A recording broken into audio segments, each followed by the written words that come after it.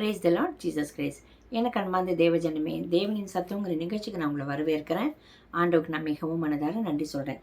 இன்றைக்கும் யாக்கோபின் புஸ்தகம் 1வது அதிகாரம் 3வது வசனம்.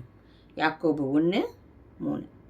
உங்கள் விசுவாசத்தின் பரீட்சையானது பொறுமையை உண்டாக்கும் என்று அறிந்து அதை மிகுந்த சந்தோஷமாக எண்ணுங்கள்.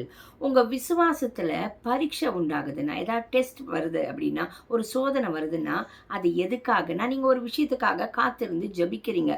அந்த விசுவாசத்தில் உங்கள் விசுவாசம் குன்றி போகிற மாதிரியோ இல்லை அந்த விசுவாசம் குறைஞ்சிடுற மாதிரியோ ஏதாவது ஒரு சூழ்நிலை வந்தாலும் அந்த விசுவாசம் எப்படியா இந்த இடத்துல வேதவசனம் சொல்லுது, அது பரீட்சை வரைச்சு என்னவா, விசுவாசத்தின் பரீட்சையானது எதுக்காகனா பொறுமையை உண்டாக்குது. நீங்கள் ஒரு குறித்த காரியத்துக்காக ஆண்டவருக்கு சமூகத்தில் விசுவாசத்தோடு ஜபிச்சுட்டு இருக்கீங்க. அந்த காரியம் இன்னும் நடக்கலை. ஆனால் தேவன் பேரில் வச்சிருக்கிற விசுவாசம் என்னத்தை உண்டு பண்ணும்? பொறுமையை உண்டு பண்ணும். அந்த காத்திருக்கிற அந்த பீரியடில் உங்களுக்கு பொறுமையை வரைச்சி அது என்னவா, அது உங்களுக்கு எப்படி இருக்கும் தெரியுமா? மிகுந்த சந்தோஷமாக எண்ணுங்கள். ஏன்?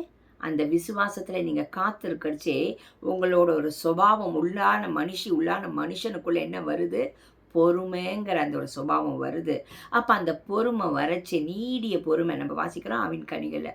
அந்த நீடிய பொறுமை, அந்த பொறுமை வரைச்சி கனி கொடுக்கும்படியாக உங்கள் ஜென்ம சுபாவம் மாறுது.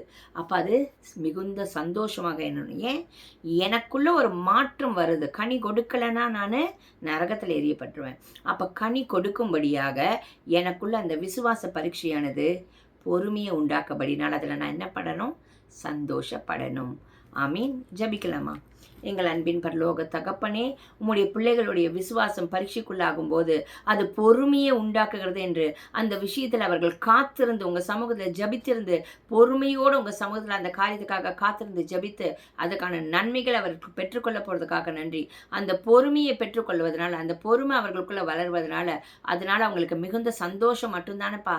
அது அவர்கள் உணர்ந்து கொண்டு அந்த விசுவாசத்தில் சோர்ந்து போகாதபடிக்கு தேவ சமூகத்தில் அமர்ந்து ஆண்டவரை ஜபித்து, ஆண்டவரே அந்த காரியத்துக்காக பிரயாசங்களை பற்றி ஜபித்து, ஆண்டவரே அந்த விஷயத்தில் நீர் அவர்களுக்கு ஆசீர்வாதத்தை கொடுக்கறதோடு மாத்திரம் இல்லாமல் அந்த பொறுமையை அவர்கள் பெற்றுக்கொள்ளும்படியாக நீர் உதவி செய்வதற்காக நன்றி. இயேசுவின் நாமத்தினாலே ஜபிக்கிறோம் பிதாவே. ஆமீன். ஆமீன். God bless you.